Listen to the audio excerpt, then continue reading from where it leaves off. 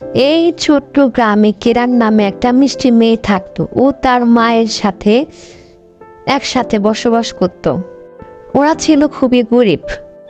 ও ফুলের বাগান খুব পছন্দ করত।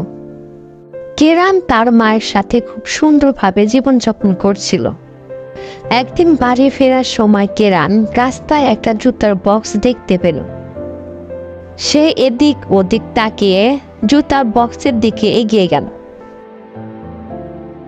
কেরানের জুতাগুলো খুব পছন্দ হয় এবং সে ওগুলো বাড়ি নিয়ে যায়। কিন্তু কেরানের মা জুতাগুলো দেখে মোটেই খুশি হননি। সে বলল, রাস্তার ধারে পড়ে থাকা কোনো জিনিসের মধ্যেও হাত দেওয়া ঠিক না।